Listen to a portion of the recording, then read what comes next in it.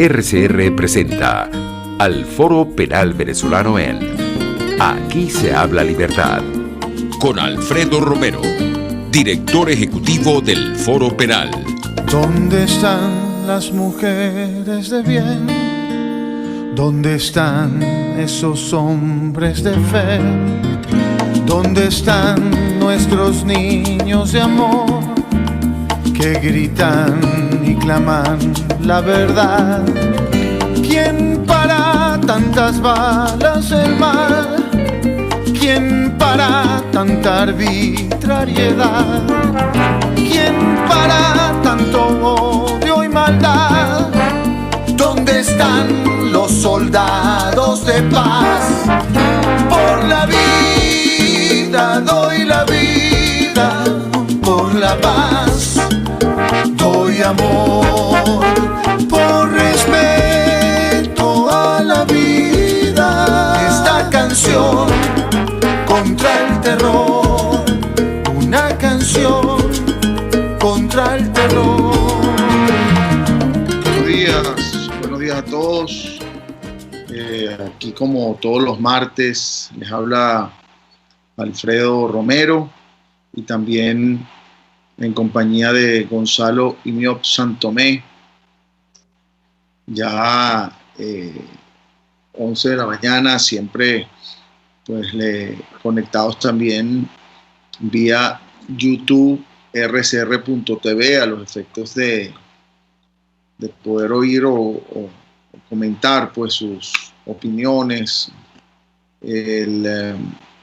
sobre lo que estamos conversando. Hoy quería aprovechar también que estoy con Gonzalo para referirnos a un caso que es el caso, digamos, por decirlo así, lamentablemente, digo lamentablemente porque siempre hay noticias de represión política y este caso marca, digamos, la represión política de la semana pasada, que es el caso de Nigmer Evans. Vamos a conversar sobre ese caso hoy. Estamos tratando de comunicarnos, ahí le pedí a Catherine para comunicarnos con la esposa de Nigmer Evans, con Marta Cambero, para que nos podamos hablar sobre este caso y no solo recordar el caso como tal, sino pues denunciar lo que ha sido definitivamente una grave detención arbitraria. El primero, antes de comenzar la discusión con Gonzalo, quien estuvo, por cierto, Gonzalo Imiop, quien estuvo en la audiencia del pasado viernes, quería pues agradecer siempre a la estación RCR, al director general de la estación Jaime Nestares, en la dirección de la estación la gerencia general Willy Arcaya, en la producción Catherine Manzano y en los controles José Gregorio González. Queremos, repito, vamos a tratar de estar aquí contactándome la esposa de Nigmer Evans. Le dije que íbamos a tratar de llamarla. Me están oyendo, Gonzalo, tú también, que tengo problemas aquí con internet de acceder a la web, pero supongo que aquí por esta vía estamos conectados, pero está lloviendo bastante fuerte aquí en la ciudad de Caracas, en Venezuela, y evidentemente, como siempre ocurre, las líneas particularmente de internet empiezan a tener problemas. Entonces yo por lo menos no me puedo conectar ahorita, no sé ustedes en RCR, pero yo por lo menos no me puedo conectar en la web. No sé pero sin embargo estamos aquí vía Skype. Bueno, primero aprovecho para saludarte, Gonzalo, por esta vía. ¿Cómo estás? Hola. Quería que nos comentaras. Un gusto estar contigo y aquí con nuestros oyentes, como todos los martes, en nuestro programa Aquí se habla libertad. De nuevo, como tú planteas, pues muy importante agradecer a RCR 50M y rcr.tv esta oportunidad que nos dan para hablar todas las semanas de nuestro tema, que son los derechos humanos, ¿no? Y en particular esta semana para conversar un poco sobre este caso, el caso de Nigmer Evans, que ciertamente tiene muchas implicaciones importantes, hay que tomarlo muy en cuenta.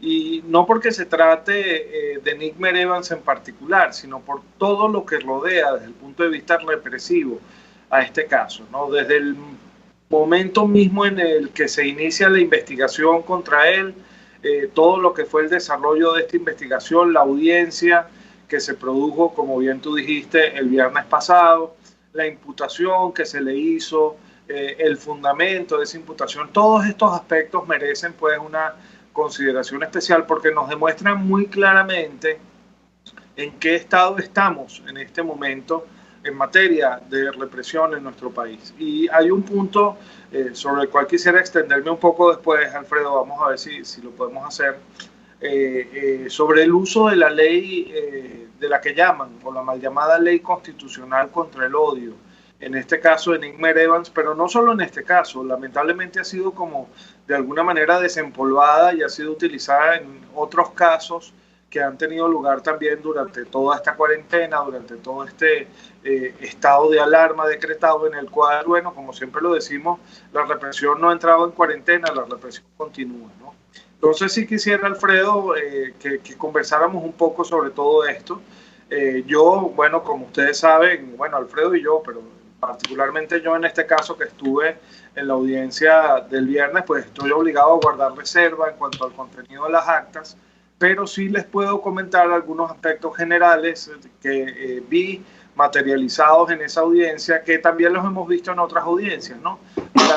Para desnudar un poco ese aspecto de la represión, de cómo está funcionando la represión en este momento en nuestro país. Una situación bien delicada, una situación bien comprometida, bien difícil, y como les decía, una situación en la que hay que poner el acento sobre el uso de esta ley, y la pongo entre comillas, contra el odio, porque por esa puerta que se está abriendo, pues se pueden colar muchísimos casos de represión, y esto es sumamente peligroso. Bueno, quería aprovechar para, ya que estamos discutiendo esto, Gonzalo, explicar precisamente, y la idea también de este programa es de alguna forma hacer didáctico, sobre todo por los temas jurídicos que tratamos y por materia de derechos humanos, y sé que hay muchos abogados y activistas, incluso del Foro Penal, que están pendientes de este programa. Y quería, precisamente Gonzalo se refería a la ley del odio. Esta ley, espero que tenga la vigente, sin embargo no creo que varíe mucho. Esta ley es de 2017. 2017. Y una ley que precisa, se llama Ley Constitucional contra el Odio por la Convivencia Pacífica y la Tolerancia.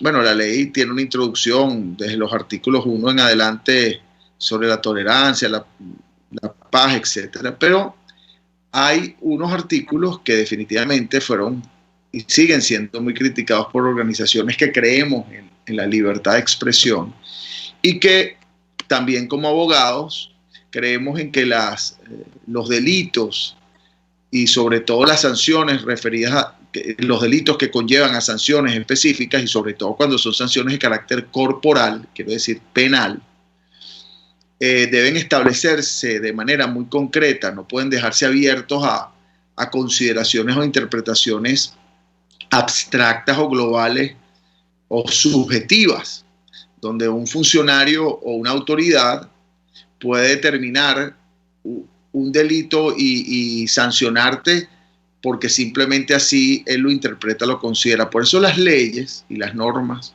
sobre todo las de carácter penal, todas en general, pero sobre todo las de carácter penal que conllevan a la privación de libertad de personas, deben ser muy específicas, muy concretas. Bueno, pero fíjense,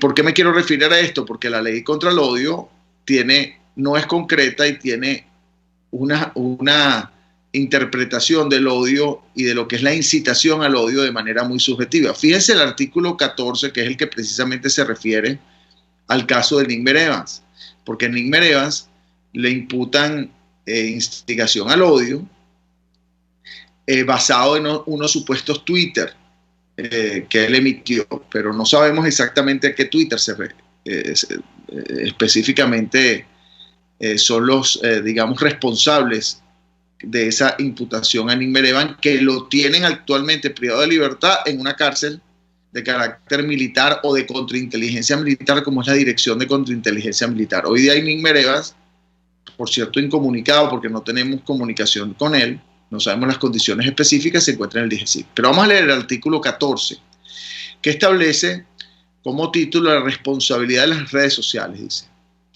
Dice así, artículo 14 de la Ley contra el Odio. La difusión de mensajes a través de las redes sociales y medios electrónicos que promuevan la guerra o inciten al odio nacional, racial, étnico, religioso, político, social, ideológico y de género, orientación sexual, identidad de género, expresión de género y de cualquier otra naturaleza que constituya incitación a la discriminación, la intolerancia o la violencia a través de se encuentra prohibida. Las personas jurídicas que administran las redes sociales y medios electrónicos se encuentran obligadas a cumplir estrictamente lo dispuesto en esta disposición y adoptarán las medidas adecuadas para prevenir la difusión de estos mensajes. A tal efecto, deberán retirar inmediatamente de su difusión cualquier propaganda o mensaje que la contravenga. Primero, ese es el marco, ciertamente es el marco general, Alfredo, sí, que constituye pues lo que es la restricción de la expresión a través de redes sociales. A Nick le aplican el artículo, concretamente en concordancia con ese artículo, el artículo 20 de la Ley exacto, contra el Odio, que es el que regula específicamente el supuesto delito de promoción o incitación al odio. Por eso iba a leer el 20, que dice: quien públicamente o mediante cualquier medio apto para su difusión pública fomente, promueva o incite al odio, la discriminación o la violencia contra una persona o conjunto de personas en razón de su pertenencia real o presunta a determinado grupo social, étnico, religioso, político, de orientación sexual, identidad de género, de expresión de género o cualquier otro motivo discriminatorio, será sancionado con prisión de 10 a 20 años, sin perjuicio de la responsabilidad civil y disciplinaria por los daños causados. Ahora, ¿cuál es el problema aquí? Bueno, evidentemente, como ustedes verán, la sanción es bastante alta, la pena es de 10 a 20 años, una pena grave, porque cuando supera los 10 años estamos hablando de penas graves, que incluso permiten la privación preventiva de libertad por la gravedad de la pena. Pero más allá de eso, les pregunto a los que nos están escuchando, ¿qué es incitar al odio? O sea, está muy bien, todos creemos, es decir, que nadie puede negarse a decir que, bueno, que promover el odio, llámese político, étnico, racial, etcétera, etcétera, etcétera, es algo que no es conveniente para una sociedad. Bueno, también es así que hemos criticado mucho la incitación al odio que hay incluso a través de medios del Estado constantemente contra un sector del país, como es se ha llamado escuálido, se ha llamado, bueno, eso es promoción al odio si hablamos de eso, ¿no? Y utilizando canales del Estado, además, canales públicos, pero que definitivamente es algo así. Pero también hemos visto del otro lado personas que se refieren a funcionarios del gobierno de una manera realmente pasada de límite, y ya escapa ciertamente la libertad de expresión, ya escapa ciertamente de tu libertad de opinar, sino ya es más una incitación, sí, un odio, una expresión que puede causar daños tanto a la reputación como a la persona. Pero hay algo que es importante notar, y eso como paréntesis, que en el mundo entero, sobre todo en el mundo libre, los gobernantes, los funcionarios están, por ser funcionarios, por ser públicos, pues regularmente están sometidos a la crítica, incluso un poco pasada de límites en muchas ocasiones. Y esa es parte debo decirlo, de esa vida pública, y que las personas responden a las críticas sobre todo de la sociedad civil, ¿no? Ahora bien, más allá de todo eso, hay una persona privada de libertad, como ha habido otras, como consecuencia de este artículo 14 en conjugación con el 20. ¿Qué significa expresarse con odio? Primero, hay dos planteamientos aquí. Uno, ¿qué significa el odio? porque quiere decir que si yo le saco la lengua a una persona es odio. Si yo digo que una persona cometió un acto de corrupción, un periodista, por ejemplo, es odio. Si yo digo que un funcionario está cometiendo un acto delictivo y como periodista, por ejemplo, como comunicador social, señalan y lo colocan públicamente como ocurre en diferentes lugares del mundo, ¿eso es odio? Por un lado, la gran pregunta, ¿eso realmente es odio? Y por otro lado, ¿qué es incitación al odio? Porque incitar es un término psicológico, es decir, ¿a quién incitas? A otros incitas. Entonces tú tienes que probar que efectivamente estás logrando que otras personas, en virtud de lo que tú señalas en una red social, están afectadas de alguna forma y odian a la persona a la cual tú te refieres o al organismo al cual te refieres. Esto es una discusión.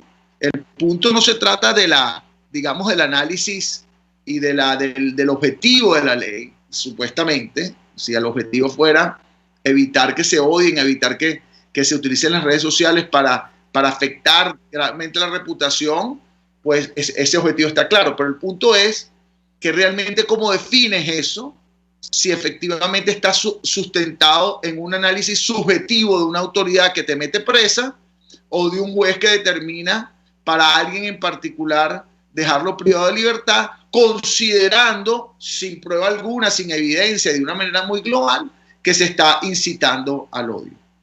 Creo que tenemos que ir a un corte, Gonzalo, y ya regresamos para que nos comentes. Tú arrancas comentando eso y esperemos poderlos comunicar con la esposa de Nick Evans también para el próximo espacio. Bueno, vamos a un corte y ya regresamos.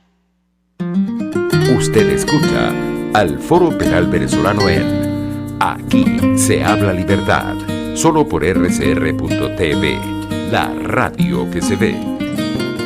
Sintonícenos a través de Periscope, @RCR750, la radio que se ve. Serovka es una empresa que cuenta con un equipo de físicos, médicos, ingenieros, arquitectos y técnicos que brindan protección y seguridad radiológica a todas las clínicas. Serovka también ofrece capacitación al personal médico técnico y de enfermería, así como la divulgación científica a pacientes sobre radioterapia, medicina nuclear y radiodiagnóstico. www.serovka.com y en las redes @Serovka. Serovka, empresa líder en protección radiológica con cobertura en toda Venezuela, América Latina y el Caribe.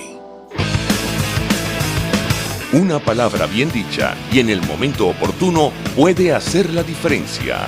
Palabras sueltas pueden no significar nada, pero juntas pueden mover el mundo. Palabras más o menos me estás dejando.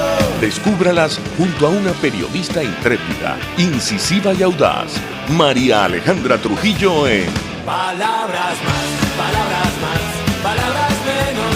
Palabras más, palabras menos.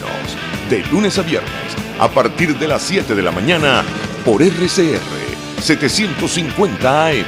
Palabras más, palabras más, palabras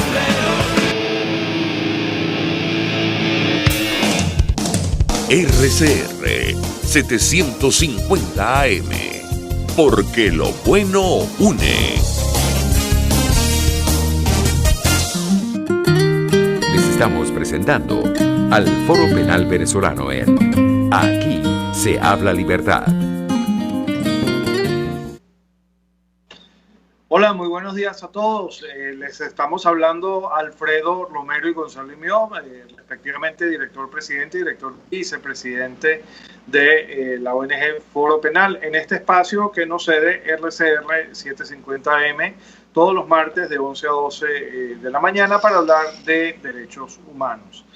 Bueno, Alfredo, estábamos conversando un poco sobre este tema tan difícil, tan controvertido de la ley contra el odio, ¿no? Y vinculándolo directamente al caso de Nick Evans, que es quizás el más reciente, pero yo quiero recordar, no es el único caso que tenemos ahora de personas a las que se les está atribuyendo o se les están atribuyendo supuestos delitos con base en este instrumento que es denominado la Ley Constitucional contra el Odio por la Tolerancia, etcétera, ¿no? Así la llamó. Es un instrumento, por cierto, que surge, que nace de la Asamblea Nacional Constituyente no del Poder Legislativo. Y aquí tenemos, Alfredo, es uno de los aspectos por los que yo quería comenzar el análisis.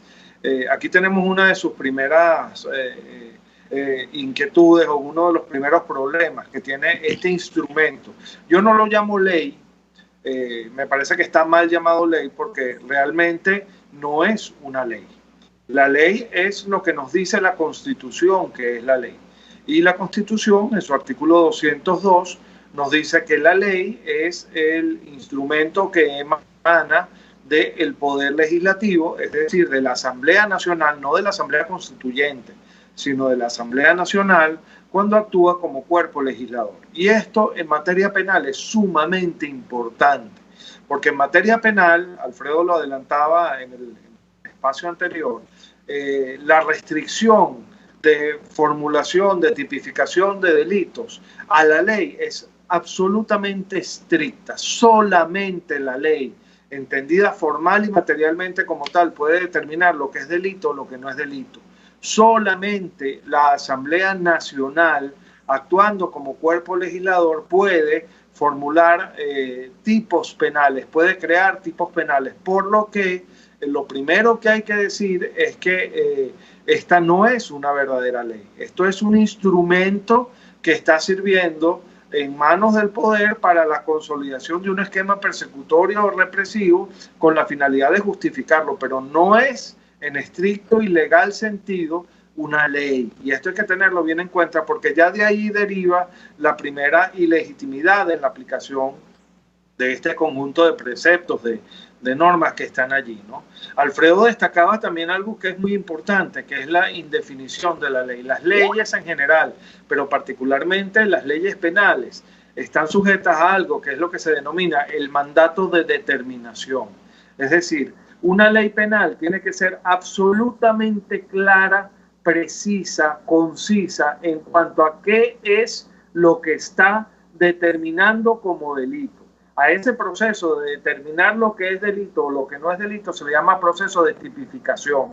Cuando una ley busca determinar a una particular conducta como delito, lo que tiene que hacer es buscar la manera más clara, más precisa posible de establecer a esa conducta como delito, de forma tal que no haya duda que cualquier persona, sea abogado o no, leyendo sencillamente esa norma pueda saber qué es lo que tiene permitido y qué es lo que tiene prohibido. A eso se le llama el mandato de determinación. Cuando uno lee, por ejemplo, ese artículo 20 que está contenido en esa mal llamada ley contra el odio, uno se pregunta, caramba, pero ¿qué es lo que en realidad está prohibido? ¿Qué es lo que ciertamente se está restringiendo aquí? ¿Qué es lo que se castiga en este caso? Porque nunca podemos olvidar, y esto para nosotros los penalistas es muy importante, que las palabras que incluyen una determinada descripción de un delito deben ser lo suficientemente claras y precisas para trazar esa línea clara entre lo prohibido y lo permitido. Entonces, cuando uno lee ese artículo, uno dice, caramba, ¿qué es lo que se está protegiendo aquí? ¿Qué es lo que se está prohibiendo aquí? ¿Y a quién le corresponde llenar esas palabras de contenido? Porque ahí se está hablando de promover, incitar o de fomentar el odio, pero el odio al final de cuentas es una emoción humana, y las emociones humanas son por definición absolutamente subjetivas. Entonces aquí se está incurriendo en un vicio que ha sido denunciado muchísimo por penalistas garantistas del mundo entero, desde alemanes hasta venezolanos, colombianos, españoles, etcétera, que es el vicio del decisionismo. ¿Qué es el decisionismo? El decisionismo es un vicio de formulación legal en el cual una persona puede agarrar una norma legal e interpretar esa norma legal como le dé la gana, y puede llenar de contenido esa norma legal como le dé la gana. Y fíjense, ustedes me dirán, cónchale, pero esto es nuevo, esto está pasando ahora. No, no está pasando ahora. Fíjate, Alfredo, este tipo de normas han sido comparadas con las normas que estaban contenidas en el Código Penal de 1936 de la Alemania nazi. Y en ese Código Penal se decían cosas como, por ejemplo, la siguiente: será considerado delito todo lo que esté en este Código Penal y todo aquello que vaya contra el sano sentimiento del pueblo alemán. Imagínate tú eso. Claro, ¿qué es eso del sano sentimiento del pueblo alemán?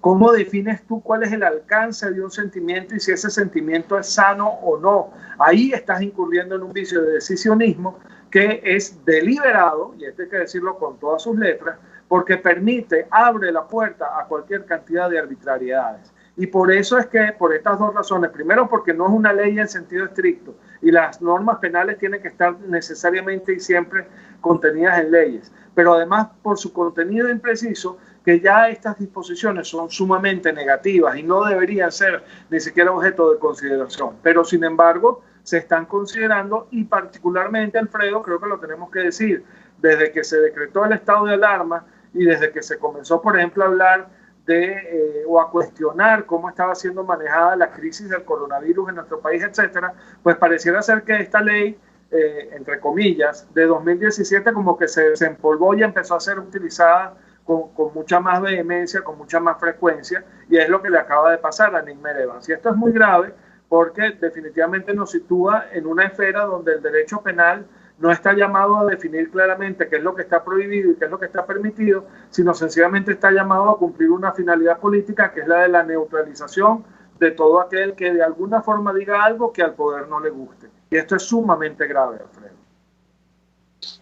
Sí, fíjate, Gonzalo, quiero recordarles a todos que casos donde se ha utilizado la ley del odio incluyen personas que protestan. Incluso me recuerdo un caso en Carabobo, uno de los primeros, creo que fue a principios del año 2017, precisamente con la creación de la ley del odio de 2018, que era uno de los primeros casos. Era una pareja, dos personas que sacaron una pancarta protestando por la escasez de servicios públicos, por la falta de comida, creo que era. Y bueno, y eso le imputaron incitación al odio por sacar una pancarta, señalando, por ejemplo, situaciones que son obvias, como puede ser la escasez de servicios públicos. Entonces, quiero decirte que la gama, digamos, de posibilidades para encarcelarte o para imputarte incitación al odio es bastante grande. Esto incluye, quiero decirles que esto no solo se refiere a aquellos que emiten mensajes en Twitter. La ley esta contra el odio también específicamente se refiere a los medios de comunicación. Entonces, definitivamente, los medios de comunicación han venido siendo, y debo decirlo, se han venido, no autocensurando, han venido siendo censurados, no solo por las leyes, en este caso de telecomunicaciones, que anteriormente existían, sino concretamente, sobre todo, por el artículo 22 de la ley contra el odio, que establece que el prestador de servicio de radio o televisión que difunda mensajes que constituyan propaganda a favor de la guerra o apología del odio nacional, racial, religioso, político o de cualquier otra naturaleza, serán sancionados con la revocatoria de la concesión de conformidad con el procedimiento establecido. Y dice, en el caso de las redes sociales y medios electrónicos, la difusión de los mensajes a que hace referencia este artículo, si no es retirada dentro de las 6 horas siguientes a su publicación, la persona jurídica responsable de la misma será sancionada con multas de 50.000 a 100.000 unidades tributarias. Asimismo, dará lugar al bloqueo de los portales y sin perjuicio de la responsabilidad penal y civil a que hubiera lugar. El prestador de servicio de radio o televisión durante la difusión de mensajes en vivo y directo solo será responsable de las infracciones previstas en la presente ley o de su continuación cuando la administración demuestre en el procedimiento que aquel no actuó de forma diligente. Lo que quiero decirles es que aquí, pues evidentemente, si lo relacionamos sobre todo con el artículo también 14 y con el artículo 13, y bueno, y el 3, vamos a encontrar que es bastante amplio. O sea, que les pregunto a todos, y eso es lo que la ley, como Gonzalo explicaba, la hace bastante, y no puede ser así, bastante subjetiva o abstracta, cuando la ley, la norma, el derecho debe ser objetivo y concreto, todo lo contrario a lo que esta ley es. Les pregunto a ustedes y les pregunto, y a cualquier juez, porque hemos estado pues frente a estas situaciones que se definen con una propaganda o mensajes a favor o que promuevan o que establezcan apología del odio nacional. Es decir, ¿qué es eso? Es decir, ¿qué significa eso? Porque ese es el gran problema que hay. Y entonces se incorpora a la persona que protesta por servicios públicos y hace una crítica contra el gobierno, que por cierto está sustentada en el derecho a manifestación pública, en el artículo 62, creo, de la Constitución, por un lado, pero entonces se puede considerar instigación al odio o un mensaje en una red social donde una persona, por ejemplo, señala sobre una situación, un acto que haya realizado un funcionario público, que por cierto, también eso se contrapone con esa potestad que la Constitución otorga a los ciudadanos a ser contralores de los funcionarios públicos, a controlar la actividad, precisamente sí criticar y señalar cuando una actividad no se está cumpliendo de manera adecuada. Quiero, Gonzalo, referirte a que varios comentarios, hablan sobre la ley. Pues aquí está, por ejemplo, María Macei, que siempre está con nosotros aquí en el programa, está Remy Music, está Paula Coni, está Munira Muñoz, Nasby, que también siempre están por aquí, Félix Guedes. Bueno, están aquí algunos comentarios. Quiero decirles que hay algunos que no me voy a referir, porque hay algunos que se refieren, por ejemplo, a la posición política de Nick Meredans en su oportunidad, y que de alguna manera como que hay unas críticas en relación con la posición política. Yo lo que quiero decirles es que no existe, y quiero decirles y ratificar lo que siempre el Foro Penal señala, y se lo hacemos saber a nuestros abogados, activistas y a todo el pueblo en general y a todo el mundo.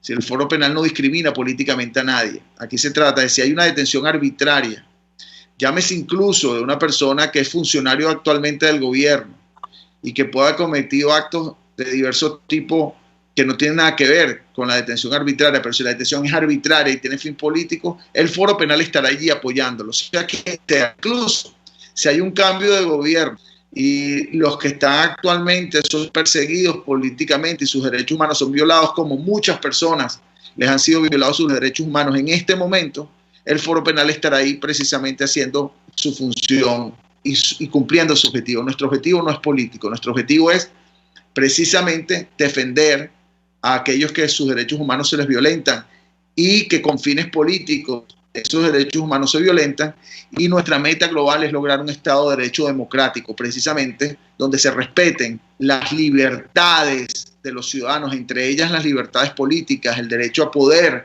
tener una opinión política y no utilizar la ley o los tribunales para lograr imponer mi opinión política. No, precisamente tú poder permitir el que haya opiniones políticas, el que haya libertad de expresión, el que haya libertad de opinión, el que haya libertad de manifestación, libertades de participación en la vida política. Eso es lo que permite que haya una sociedad democrática, efectiva, y donde las libertades en grande existan y se protejan. Y eso es lo que como Foro Penal nosotros no solo estamos haciendo, queremos lograr, sino vamos a continuar haciendo incluso si hubiese un cambio de gobierno. Sí, Alfredo, yo creo que eso que estás diciendo es bien importante, porque yo también he leído en redes sociales y he leído algunos comentarios que nos están haciendo acá sobre el tema de lo que fue en algún momento la posición política de Nick Meredans. Yo creo que es importante que todos entendamos que la defensa de los derechos humanos está por encima de las ideologías políticas. De hecho, la defensa de los derechos humanos es lo que permite que cada ser humano pueda tener una posición, pueda tener un pensamiento, una línea de conducta que desee desarrollar con base en el desarrollo de su propia personalidad, y sobre esa base es que nosotros actuamos. Nosotros no discriminamos a las personas sobre la base de cuál es su ideario político. Nosotros lo que vemos es si a una persona en un determinado contexto se le han violado sus derechos humanos o no, y punto. Eso es lo que a nosotros nos ocupa, lo que a nosotros nos mueve. Y sí quiero hacer un llamado a las personas que quizás piensan que que no se debe defender a una determinada persona cuando se le están violando sus derechos humanos porque en un momento tuvo tales o cuales ideas políticas, a que tomen en cuenta lo siguiente: el día de mañana esa posición puede ser esgrimida incluso contra usted mismo. Alguien puede llegar y decir, no, es que usted no tiene derecho a la defensa porque usted milita en las filas de la oposición y usted no tiene derecho a la defensa. Porque usted milita en las filas del oficialismo, usted no tiene derecho a la defensa. Y eso es absurdo, porque lo que es importante de los derechos humanos es que son inherentes a nosotros por el simple hecho de ser seres humanos, punto. Independientemente. Mira, Gonzalo, tenemos que ir a un corte, que ya Argenis está en cabina para las noticias. Tenemos que ir al corte y ya regresamos con la esposa de Nick Evans. Perfecto, muchísimas gracias. Nos vemos ahora. Seguimos hablando. Usted escucha al Foro Penal Venezolano en Aquí se habla libertad, solo por rcr.tv, la radio que se ve. Puedes seguirnos en nuestras redes sociales. En Twitter, @RCR750, la radio que se ve. Ellos sí que no saben nada. Y así nos va. El espacio donde se tocan los temas más candentes de interés político y nacional. Y así nos va. En este programa, la picardía y el humor inteligente son los protagonistas. Pura cabilla. Lara y Hernández descocen y revelan los secretos más oscuros del acontecer político. Y así nos va, de lunes a viernes a las 4 de la tarde, por RCR 750 AM.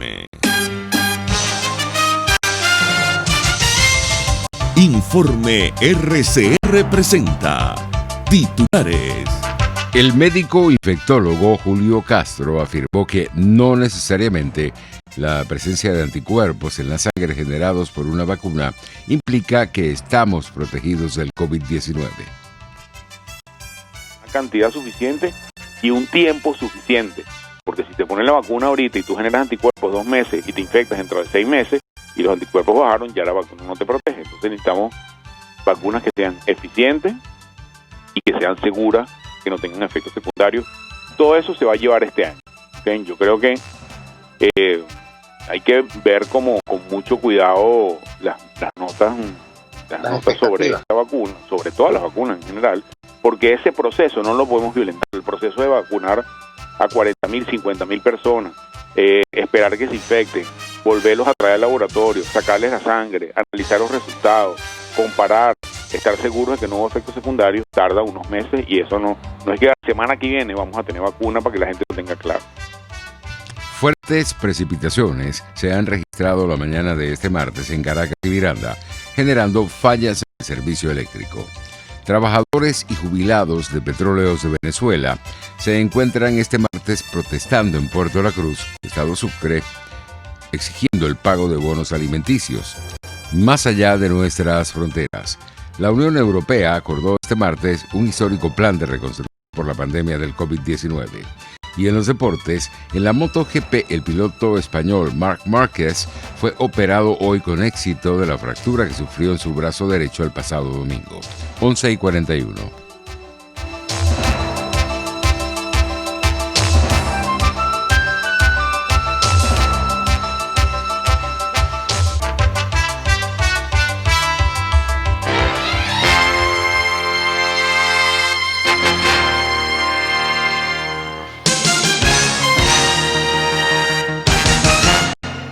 Mis amigos, quiero hablarles de Dilab Biodiagnóstica, un nuevo laboratorio clínico con un concepto original. Además de estar dotado con los equipos de la más reciente tecnología y el personal de más alta calificación, Dilab Biodiagnóstica te ofrece ambiente y trato amables y los precios más económicos en todos tus exámenes de laboratorio. Pide tu cita en el 0212-945-5788. Dilab Biodiagnóstica. Precisión y confianza en laboratorio clínico.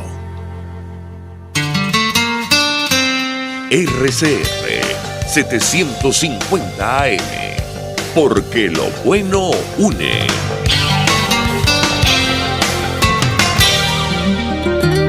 Les estamos presentando al Foro Penal Venezolano en Aquí se habla libertad. Buenas, nuevamente por acá, Alfredo Romero, Gonzalo Imiop. Ya creo que, no sé si Catherine nos podrá informar si ya tenemos en línea a la esposa de Nickmer Evans, Marta. No sé si la tenemos ya en línea, sino para poderle escribir para que nos contestes. Bueno, creo que no. Entonces, vamos a continuar, Gonzalo. Hablábamos pues de estos temas de la utilización, pues en este caso de la ley del odio para justificar persecución política, y hemos tenido varios ejemplos al respecto, ¿no? Y Gonzalo les refería pues de una manera bastante técnica, que sería bueno un poco especificar, porque esas son las cosas que bueno, no se trata aquí de dar un curso de derecho penal ni nada por el estilo, pero sí se trata de explicarle didácticamente a las personas el cuándo, porque la pregunta muchas veces hace, bueno, ¿y por qué estuvo detenido? Bueno, está detenido porque le aplicaron la ley del odio, pero ¿cómo le aplicaron? Es una ley de, bueno, entre 10 y 20 años es lo que establece la sanción en el caso de ser juzgado. Bueno, ¿y por qué? Bueno, porque un Twitter, pero ¿dónde se establece eso? O sea, no es que te dicen que por un Twitter tú has detenido, no, es que supuestamente a través de un Twitter instiga al odio, pero repito, y vuelvo a preguntar, bueno, ¿qué significa instigar al odio y qué Twitter refleja una instigación? ¿Quién demuestra eso? Entonces eso trae todo un proceso donde, por cierto, habría que llevar un experto que determine realmente cuándo una palabra o un mensaje conlleva a instigar al odio, y todo ese proceso pues toma su tiempo, pero mientras tanto la persona pudiese quedar privada de libertad. Y ese es otro punto que también hay que notar, es decir, muchas preguntas, sobre todo periodistas que preguntan, bueno, ¿de qué fue acusado? Bueno, acusado de nada, porque todavía no hay acusación. Quiero decirles que lo que hay ahorita contra particularmente Nickmer Evans es una imputación y una privación preventiva, es decir, previa al proceso incluso, y preventiva a los efectos de evitar, porque la privación preventiva es excepcional, porque la libertad es lo regular, y la excepcionalidad implica que debe mostrarse tres cosas: que hay un delito grave, supuestamente, en este caso es el odio, que se estableció como grave en esa ley, porque es entre 10 y 20 años. Dos, que haya peligro de fuga. Bueno, habría que demostrarse el peligro de fuga, ¿verdad? Que él se va a ir del país, por ejemplo, y la obstrucción, que el hecho de mantenerse en libertad va a traer como consecuencia que pueda obstruir la justicia, es decir, que te digo, ocultar evidencias, ese tipo de cosas. Bueno, eso último no se puede dar, porque si es un Twitter, pues el Twitter está allí, es decir, tú no puedes, más distinto al Twitter no existe otra cosa, porque la evidencia es precisamente esa. Y bueno, lo que les quiero decir es que en este momento, como el 90%, más bien 95% de los presos políticos se encuentran sin juicio. Es decir, que incluso José Alberto Marulanda, por decir un caso, tiene más de 2 años preso, no tiene juicio, es decir, no ha tenido ni siquiera derecho a defenderse realmente, por lo cual eso demuestra de una manera obvia y clara que ni siquiera se está permitiendo, o sea, la justicia es para encarcelar, para privar de libertad, pero la justicia pues no se abre para en este caso, a los que han privado de libertad, para que puedan defenderse y oponerse a lo que se les imputa o se les acusa. Sí, Alfredo, fíjate, con respecto a este tema, quizás para hacerlo más claro, bien dices tú que no podemos perdernos aquí en explicaciones sumamente técnicas, pero yo quiero comentar aquí, por ejemplo, cómo se lo explico yo a mis alumnos, ¿no? Este vicio del decisionismo judicial y de cómo puede una norma llenarse de un contenido que puede ser tan absolutamente subjetivo y tan individual como personas existan en el mundo, ¿no? Fíjate, por ejemplo, imagínate tú que tú, Alfredo Romero, pones ahora en tu Twitter un mensaje que dice Gonzalo Imiop es calvo. Imagínate tú eso, ¿no?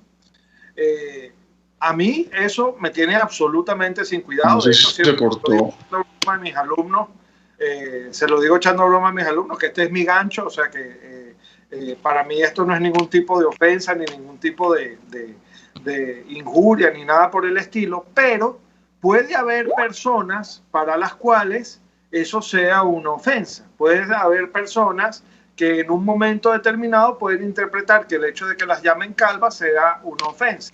Y entonces esas personas que reciban ese tuit que no sean Gonzalo y Miosa pueden ofender. Con lo que quiero demostrar con esto es que, fíjense ustedes, de un mismo tuit, fulanito de tal no tiene pelo o fulanito de tal es calvo, se pueden sacar muchísimas conclusiones que dependen de la subjetividad de cada quien. Eso es lo que no puede pasar en materia penal. En materia penal no podemos tener una norma que permita esa amplitud de interpretación. Tenemos que tener una norma que nos diga claramente qué es lo que está prohibido y qué es lo que no está prohibido. Porque recordemos una cosa, las normas penales son protección del ciudadano contra el poder. Las normas penales lo que le están diciendo al poder es: tú solo puedes intervenir mis derechos en este caso y no te puedes salir de ahí. Eso es lo que pasa con las normas penales. Por eso es que es tan delicado que se esté utilizando una disposición que, repito, no está ni siquiera contenida en una ley formal, que se esté utilizando esta disposición que es sumamente amplia, sumamente imprecisa, sumamente indefinida, para criminalizar a las personas por el simple hecho de opinar o de cuestionar contra el poder. Esto es muy delicado. Y es muy delicado, y se lo quiero decir a quienes nos están escuchando ahora, tanto para quienes militan en las filas del oficialismo, como para quienes militan en las filas de la oposición, como para toda la ciudadanía. ¿Por qué? Porque el problema es que la barbarie no discrimina. Y el día de mañana puedes ser tú el que, por emitir un mensaje, por ejemplo en una red social, sea determinado como una persona que está incitando al odio, cuando eso quizás ni siquiera estaba dentro de tu intención. Y eso hay que tener muchísimo cuidado con este tipo de cosas. Por eso es que estamos cuestionando severamente la aplicación de estas disposiciones, no solamente en el caso de Nick Evans, sino en todos los casos en los que se pretenda aplicar. Porque en definitiva, de lo que se trata acá es de decidir si tú puedes hacer lo que la Constitución te deja hacer o no lo puedes hacer. Hasta donde yo sé, hasta donde Alfredo sabe, la Constitución te dice a ti que tú puedes opinar, tú puedes criticar, tú puedes cuestionar al poder.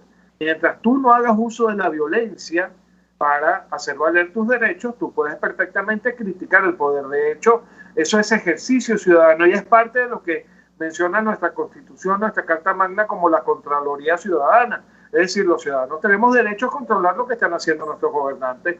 Incluso tenemos derecho a decirles a nuestros gobernantes lo que no quieren escuchar, lo que no les gusta escuchar. Eso es ejercer libertad de expresión.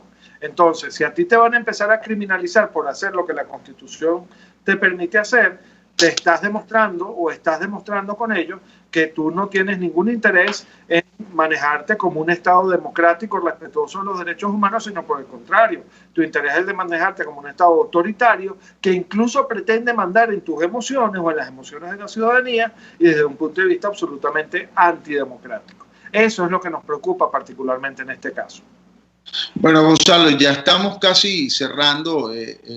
Yo quería ver si nos da chance de hablar de los números de la represión, la máquina de la represión. No sé si tenemos allí la cortina detrás. Si no, comenzamos con la máquina de la represión.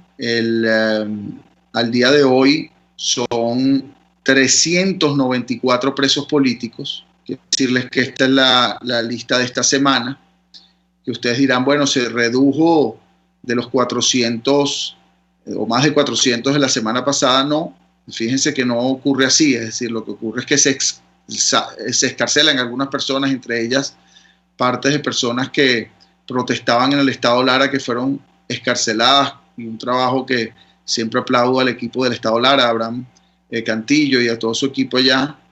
Pero se han encarcelado nuevas personas en este registro. Por ejemplo, se incluye el caso de Nick Evans, encarcelado, y por cierto de otras personas también en Río Tocuyo, que fueron encarceladas por también protestas nuevas que ocurrieron allá. Del número de presos políticos, 30 son mujeres. El número de mujeres sigue allí intacto. 126 son militares, 2 son adolescentes. Es de notar que desde el enero del año 2014 ha habido 15.542 detenciones. La puerta giratoria de la que hablamos, eso es lo importante. No los 394 solamente que están allí en este momento. sino la cantidad de personas afectadas por la represión política y por las detenciones arbitrarias, que son 15.542. Otro número importante, que 9.208 personas se encuentran con medidas restrictivas a su libertad, medidas cautelares, quiere decir que habiendo sido excarceladas, por eso hablamos de excarcelación y no de liberación, porque la libertad implica libertad total, plena, y no con medidas restrictivas a tu libertad. Más de 9.000 personas, 9.208 concretamente, tienen medidas, entre ellas que no pueden salir del país, tienen un juicio pendiente que nunca se realiza, tienen que presentarse ante un tribunal de manera regular y constante, y eso evidentemente limita su libertad. Y 870, el número total es 870 civiles que han sido presentados ante tribunales militares. El uso de los tribunales militares, que por cierto esto no lo discutimos, Gonzalo, el informe del 15 de julio de Michelle Bachelet, yo creo que eso sería interesante pues conversarlo, pues quiero resumirles rápidamente. Se refiere a todas estas cosas, se refiere ciertamente a unos casos, por cierto, de tortura documentados por ellos mismos, que denotan una situación bastante grave en cuanto a las denuncias de tortura, sobre todo con fines políticos en el país. Las desapariciones forzosas es algo que se menciona ya de manera regular, lamentablemente, las detenciones arbitrarias.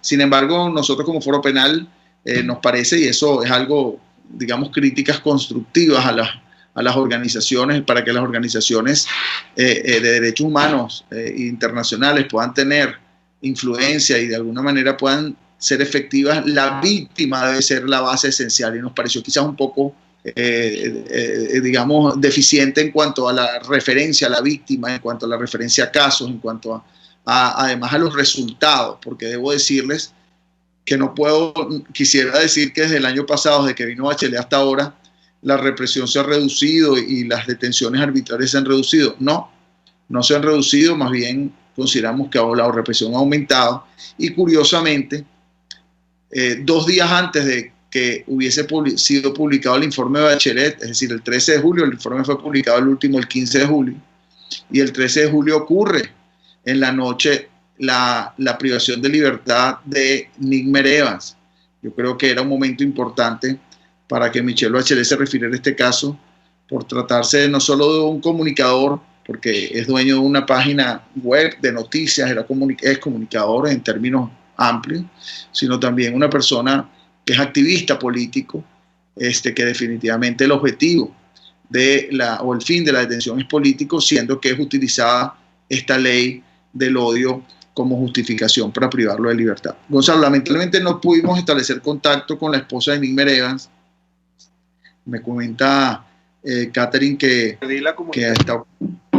está ocupado el teléfono, que no hemos podido poner contacto. Hubiese querido haberle comunicado con ella, con todo y que me escribió que estaba pendiente, no sé qué habrá pasado, que estaba pendiente de la llamada, pero bueno, el hecho es que yo también le escribí después y no logramos el contacto. Sin embargo, bueno, hemos estado acompañándolo a ella, también a la hija de Nigmer Evans. Quiero adelantarles que ella acudió al DGCIM, ha estado casi todos los días yendo a las instalaciones del DGCIM, y no le han permitido el acceso a ella, pues ni han dado comunicación específica. Esa es la desesperación de los familiares, que no tienen información alguna sobre los detenidos. Y hoy día, con la justificación o la excusa de la pandemia, la cual entendemos la pandemia, pero no se puede, el Estado tiene que garantizar las condiciones para que, por ejemplo, los abogados podamos conversar con los detenidos.